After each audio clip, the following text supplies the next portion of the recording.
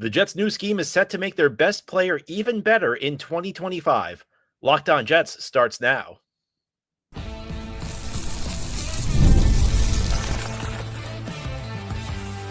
You are Locked On Jets, your daily New York Jets podcast. Part of the Locked On Podcast Network, your team every day.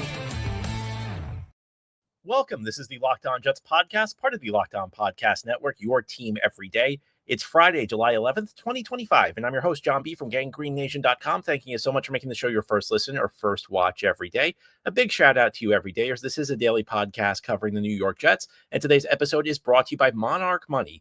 Take control of your finances with Monarch Money. Use code LOCKEDONNFL at monarchmoney.com for 50% off your first year. Well, we are 2 weeks away from the official start of Jets training camp, and this is the time of year NFL Network annually produces a list of the top 100 players in the NFL. And I think it's fair to say that this list is frequently off target. I still remember the season when Tim Tebow was listed as one of the top 100 players in the NFL. But on today's show, I wanted to give you my own list of the top 10 players currently on the Jets roster, but not just give you a list. I also wanted to give you expectations for 2025 for these elite players that the Jets currently have, and maybe offer a few hints as to why these players could exceed those expectations.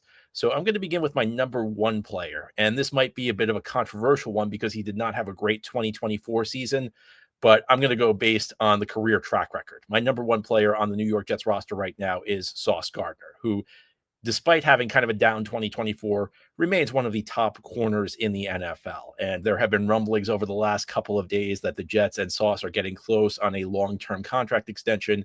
Some of the rumors are that it could make him the highest paid cornerback in the history of the NFL. And all I can say to that is it would be richly deserved because Sauce Gardner is an elite corner. 2 of his 3 seasons, he's been a first-team All-Pro. Now, of course, last year was the one of those 3 seasons where he was not listed as a first-team All-Pro. But even then, it's not like he had a terrible season, especially as we got deeper into the year. He kind of refound his shutdown corner mode. He's a guy who can lock down the elite receivers in this league. And I think Aaron Glenn's system is going to accentuate his skill set in a way Robert Saleh's did not, because Saleh played a lot of zone coverage. And zone is the dominant coverage scheme in the NFL today. And the reason for that is simple. It's easier to guard an area of the field than it is to guard another man, especially when the other man is an elite level receiver. There aren't many corners in the NFL who can play man-to-man effectively on a consistent basis. There are even fewer who can play man-to-man effectively against the great receivers in the NFL. And a big part of that is just the way the league's rules have changed through the years, where the officials are very flag happy on defensive backs because the NFL is trying to encourage high-scoring games. They're trying to encourage prolific passing attacks. So the number of corners who can shut down other teams' top receivers one-on-one, you can probably count them on one hand. Of course, Patrick Surtain of Denver is one of them. There are a few other guys across the league, but Sauce Gardner is in that mix, and that makes him incredibly valuable. And Aaron Glenn is shifting the Jets from a defense that primarily played zone to one that will play man-to-man probably as much as any team in the league, because Aaron Glenn likes to blitz. And when you blitz, you have to play man-to-man. Guys are moving. When you're blitzing, guys who would be playing coverage are now getting after the quarterback, which means you have less players on the back end. It means that you have less help when you're in coverage. You need corners who can hold up one-on-one. And Sauce Gardner is a corner who can hold up one-on-one. We're going to see Sauce Gardner become the focal point of the defense this year. The last couple of years, the focal point's been on the defensive line. Now, when you blitz, the focal point becomes your corners who are left on an island. And Sauce Gardner is the type of corner who can succeed in that type of situation. I think Aaron Glenn's going to have to make one adjustment to his scheme, because in Detroit, he did not frequently use shadowing. And what shadowing means your number one corner takes the other team's number one receiver, whether he goes left or right. Most teams, the way they do it is one corner goes left, no matter the other corner goes right. And whatever receiver comes into their area, that's who they guard. Teams that use shadowing, they have their number one corner on the other team's number one receiver. With DJ Reed gone and Brandon Stevens now here, the number 2 corner spot for the Jets is a bit of a question mark.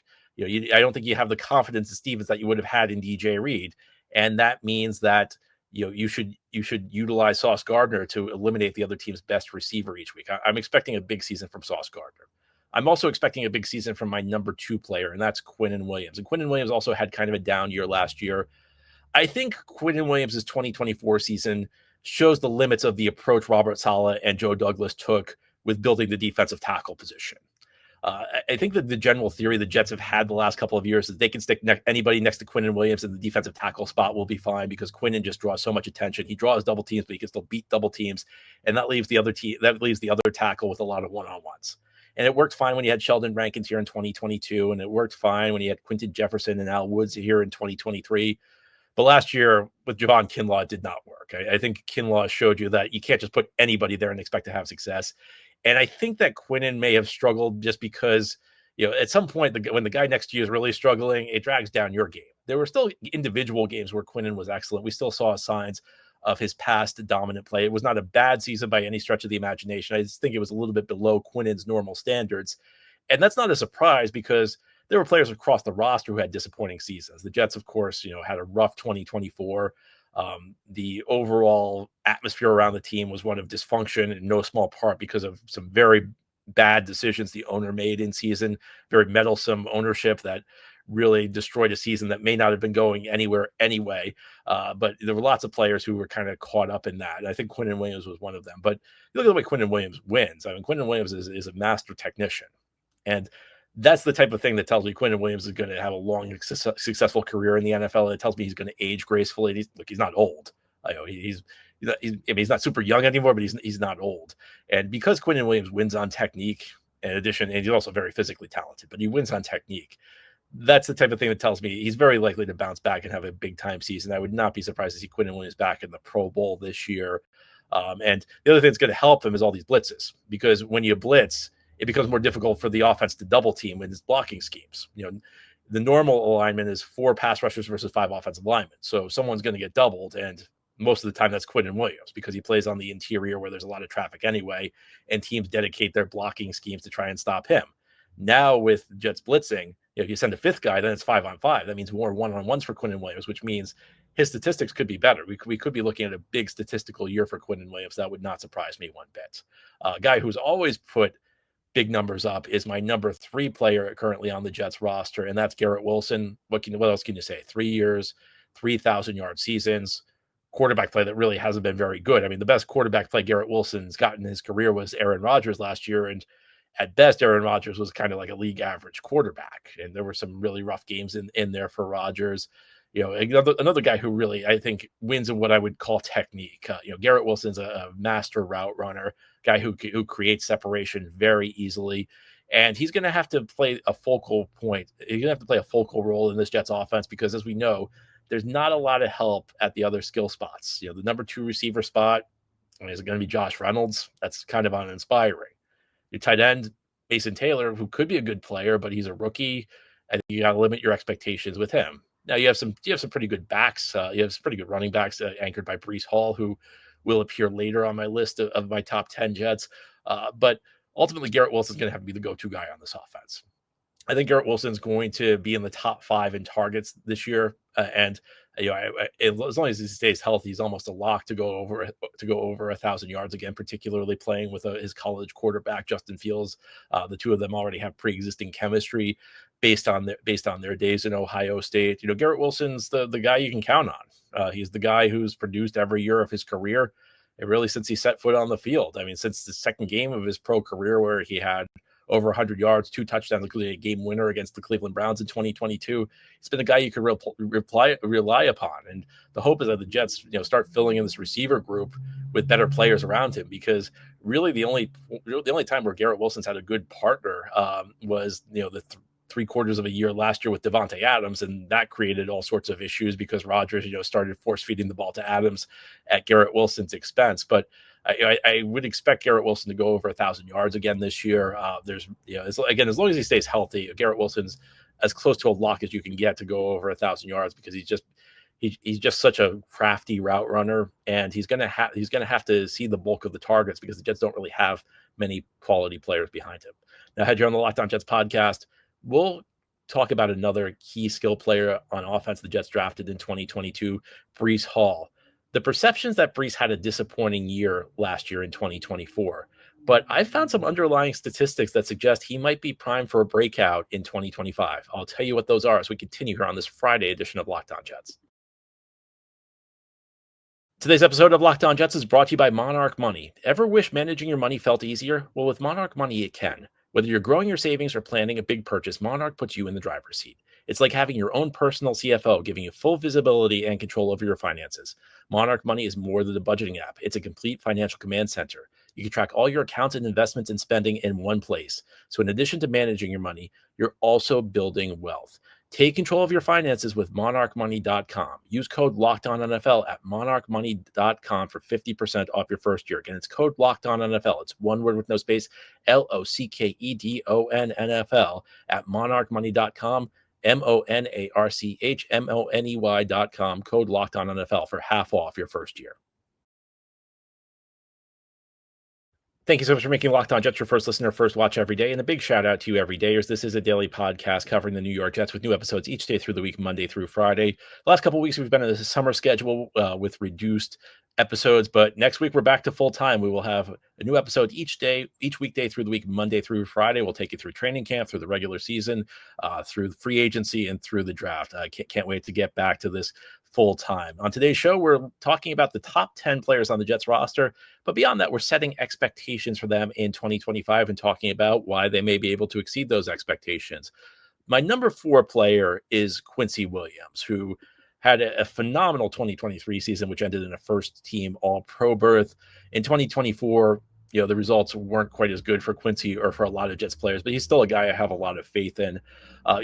Early in his Jets career, Quincy Williams was a guy who frequently made big plays, but was frequently out of place and created big plays for the other team's offense. He was a guy who played very fast, but did not always channel that speed effectively. But 2 years ago in 2023, that started to change. And Quincy became a guy who not only covered a lot of ground, but put himself in the right position. And I think Quincy is a great fit for Aaron Glenn's defense from one standpoint. Aaron Glenn's going to send linebackers frequently on blitzes. One of the things we've discussed since the Jets hired Aaron Glenn was he had the highest blitz rate in the NFL a year ago. But his blitzes frequently came from off-ball linebackers. There occasionally he'd send a safety blitz, like maybe every so often he'd send a corner blitz, but most of the time his blitzes were from linebackers. So I envisioned Quincy Williams, and frequently what he did was he put one of those linebackers on the edge and just sent him firing up the field. And that's going to be a great role for Quincy Williams. If you have a linebacker blitz the middle of the offensive line, it can be tough because an offensive lineman is going to latch onto them unless somebody like blows an assignment up front and gives the linebacker a free pass to the quarterback. It's tough for linebackers to get sacks because they don't really have a diverse set of pass rushing moves. Where you put a guy with speed like Quincy Williams off the edge and just ask him go out, run that tackle, he can do it. I'm predicting 5 sacks for Quincy Williams this year. I think he can be a 5-6 sack guy in Aaron Glenn's defense. I think the Jets will blitz him frequently. Already a good run defender. Already decent pass defender. I mean, I don't think he's spectacular, but I think he's a decent pass defender. But I think in Aaron Glenn's defense, he's going to have a big year. And that's a good thing for Quincy because he's in a contract year. So Quincy Williams is my number 4 player. And that's a guy I'm expecting a big season from. My number 5 player is Breece Hall. And it wasn't that long ago that we felt like Breece Hall was the next superstar back in the league. We felt that he was going to be the next, Derrick Henry or Saquon Barkley. And that was particularly true during a 4-game winning streak the Jets had in 2022 in October. And during that stretch, Breece Hall averaged almost 6 yards per carry. I mean, he was dominant during that 4-game stretch. And if you took his production during that 4-game stretch and prorated it over a 17-game season, it would have averaged about 2,000 yards from scrimmage. So Breece Hall was dominating during that 4-game stretch. Now, of course, those numbers would have come down eventually because those are numbers those numbers would make him the greatest back in the history of the league. Nobody can produce at that level for a long time. But we haven't quite gotten the same dominant Breece Hall in 2023 and 2024. In 2023, Jets had a lot of struggles with their offensive line. Breece produced some big plays, but he wasn't consistent on a play-to-play basis. His success rate was under 40% in 2023. And success rate essentially is what percentage of your plays are good. Are you the guy, if you have a good average per carry, but your success rate is low, that means you're kind of like the home run hitter, but produce a lot of plays that aren't that good. 2024, we saw Breece Hall's big play rate go down. He had only three rushes for 20 yards or more in 2024. That's versus 7 in 2023. And In 2022, he had 3, but he had 3 in 80 carries. He only played 7 games in 2022. So he had the same amount in a full season in 2024 as he had in less than half a season in 2022. There just weren't as many big runs from Breece. And Breece has admitted that, his 2024 season was a bit of a disappointment. But I think if you look under the hood, there are some real signs for optimism for Breece Hall. I mean, first of all, in 2024, he got off to a really bad start. I mean, in his first 5 games, Breece averaged 3.4 per carry against the 49ers, 4.4 against Tennessee, 3.4 against New England, 0.4 against Denver, and 2.6 against Minnesota. So that's a rough 5-game start to your season. After that, from that point forward, Breece averaged 4.7 yards per carry. Over his final 11 games, Breece Hall averaged 4.7 yards per carry in 2024. And his average, if you took that over a 17-game season, he averaged about what would come out to 1,000 yards rushing and 500 yards receiving. So his final 11 games, Breece Hall was producing at a 1,500 yard from scrimmage pace, which was quite good. The bigger thing that I noticed was that in 9 of his last 11 games, his success rate was better than the league average. And again, that success rate is what percentage of plays are you producing a good result? And for Breece, one of the issues early in his career is that he's been the home run hitter. That he's had a big average but a low success rate, which means he's producing big home runs, but there are lots of plays where he's just getting stuffed. So over the course of last season, we got deeper into the season, he was producing successful plays at a higher rate, even though he wasn't hitting the home runs. Why wasn't he hitting the home runs? Nobody can say for sure, but Breece did mention a few weeks back when he spoke to the media that he was playing through an injury. And as much as I tend to be dismissive when a player tells you they were hurt because that's a convenient excuse, it would kind of add up to explain why he didn't have that second gear. Because, again, like his average was pretty good. It was 4.7 yards per carry over the final 11 games of the season, but he wasn't hitting the home runs. His success rate was high, but there weren't splash plays. And maybe the knee injury he was playing through contributed to him not being able to produce the big plays at as high of a rate. To me, that seems logical. And all this suggests to me that Breece Hall could potentially have a pretty big 2025 season. And if he has a big 2025 season, what I'll say is that the signs were all there. Now, moving on, my number 6 player on the roster is Jermaine Johnson, who, coming off a very serious injury, coming off an Achilles injury. The question with Jermaine is just whether he can get healthy again. We know that Jermaine is a good player, not just a good player, he's a complete player. There are some defensive linemen who can only stop the run. There are some defensive linemen who can only rush the passer. Jermaine's one of those guys who can do both. So the real question with him is, just can he get healthy again? Can he get back to full strength? Can he become the player he was during that second season where he had the breakout with 8 sacks, where he played the run well, where he was selected to the Pro Bowl? I would expect the Jets to kind of keep him on the pitch count early in the season, help him ease his way back into the lineup. And then as the season progresses, hopefully he gets healthy. And I think the big question with Jermaine is, does he earn the contract extension? Because he's also eligible for a contract extension. Now, he's not in a contract year. The Jets picked up his 5th-year option, which means he's under contract for 2 more years. But if he gets off to a good start and shows he's recovered from the Achilles, would not be surprised to see the Jets open up contract discussions with Jermaine, because, again, he's a solid player. And not only is he a solid player, he's a complete player. That here on the Locked On Jets podcast, we'll close out our top 10 list. And we'll talk about how a guy who broke out last year, Will McDonald, could actually have a second straight breakout season. How's that possible? Well, I'll explain as we continue here on this Friday edition of Locked On Jets.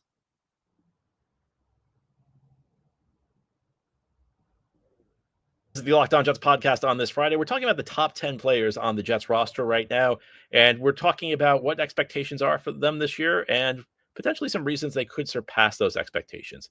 My number 7 player is Michael Carter II, a guy who a year ago earned a contract extension, a guy who 2 really solid seasons as a slot corner for this team. He emerged as one of the top slot corners in the league. And then 2024 came. If we're going to be honest, it was not a great season for Carter. Of course, it wasn't a great season for a lot of Jets players. So the way I'm viewing 2024 for these Jets guys is like, if you had been a good player in the past and you had kind of a down 2024, I'm inclined to, kind of cut you some slack and give you the benefit of the doubt, because everybody was kind of down for the Jets in 2024. But in Carter's case, I think there's a pretty clear explanation, is that he was playing banged up through much of the season. He was a guy, you heard reports that he was injured. He was frequently on the injury report. So I think, like, as long as Carter stays healthy, he didn't suffer. It's not like it's Jermaine Johnson where it's a serious injury where, there is at least some concern about, Can he get back to full strength? I mean, I think Carter should be fine this year again. As long as he stays healthy, I would expect Carter to have a bounce back season. I expect him to handle the slot effectively. And, for the Jets have 3 starting corners, and 2 of the 3 I'm very confident in. Sauce Gardner, my number 1 player, and Michael Carter II, my number 7 player. And when you have 2 of the 3 corner slots with players who give you a high degree of confidence, you got to be pretty happy with that. My number 8 player is Elijah Vera Tucker.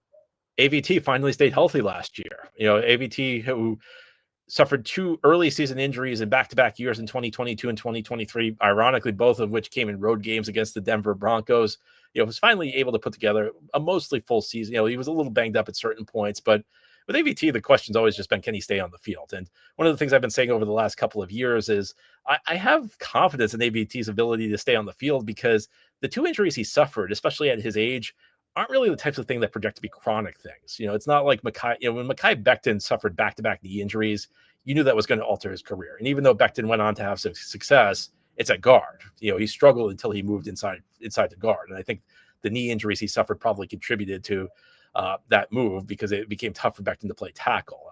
AVT, the 2 injuries he suffered were two kind of freak injuries. There's not really much correlation. They're both viewed as kind of just like random injuries that could happen to anybody. Last year, he finally put it together, a guy who's a really solid guard for the Jets. And I think he's entering his contract year. I think that, unless something unexpected happens, he's a guy the Jets should be looking to lock up long term. There's again, the only question with AVT is, can he stay on the field? And can he avoid those freak injuries? And if he can, you're going to get a good guard. My number 9 player is Will McDonald. And I think Will McDonald, ironically, could have like a second straight breakout season, because he just had a season where he had double-digit sacks. He had an excellent year, and it was kind of funny. One of the things I've been talking about with Will McDonald is a lot of his sacks came on plays where he was unblocked. So you might see that and think, well, his season was kind of fluky. But the thing is, his pressure rate was pretty good, and as long as your pressure rate's good, there's every reason to believe you're going to continue to get sacks, because the guys with the highest pressure rate tend to get the most sacks. It's pretty logical, because those are the guys who are near the quarterback the most. So when you're near the quarterback the most, you get the most sacks. The issue with McDonald was he was a bad run defender. And I think this goes back to, he was just kind of undersized. I mean, the Jets had him playing at his rookie weight, which is around 235, 240. He was one of the smallest defensive ends in the league. And there have already been some indications, Aaron Glenn suggested that he's bulked up. And it always felt to me like McDonald had the frame to add bulk without sacrificing his speed and explosiveness. So, this is kind of an overdue development. I was expecting year 2 to McDonald to come in bulked up. And with that extra bulk, if he can just become an average edge setter, if he can be a guy who can play the run average just in a decent way, he's a guy who can stay on the field the whole game. And that will help him produce, high sack totals. I mean, one of the issues the Jets had last year on defense was McDonald was one of the few guys who could get to the quarterback. So they had to leave him on the field in running downs, and he was kind of exposed there. But with some extra strength, there's no reason McDonald can't be a 3-down player and continue to succeed. And again, it's very rare a player has one breakout season and then follows it with a second breakout season, but that could very well happen with McDonald if he can play the run effectively this year. And then my number 10 player, my final player on the list, is Jamie and Sherwood. And the question with Sherwood is just, can he replicate it? I think there's every reason to believe Sherwood can. He was a guy who continued through his first 4 seasons. Sherwood got better every year. As a rookie, he really wasn't much. As a second-year guy, you saw him occasionally. As a third-year guy, he took over that third linebacker role and played effectively. Then last year with C.J. Mosley's injuries opened up an opportunity for Sherwood to start, and he took it and ran with it. He was voted the team MVP. Now, admittedly a low bar, who was the team MVP last year, but Sherwood developed into a quality starting linebacker. And I think one of the surprising things for me this offseason was just that the Jets re-signed Sherwood, because I thought for sure they were going to let him leave. I thought for sure, because CJ Mosley's cap hit was so high, I thought they'd bring Mosley back. And, Mosley's a good leader, guy who's respected in the locker room. I like that this new regime brought back the young guy and said, this is a guy who succeeded here. We're going to keep building with him. And for me, as a suffering Jets fan, one of the things that's been heartbreaking through the years is watching Jets linebackers go other places and have success. You can go back 25 years. The Jets spent years developing James Farrier. Then he left in free agency to Pittsburgh and became a great player for the Steelers.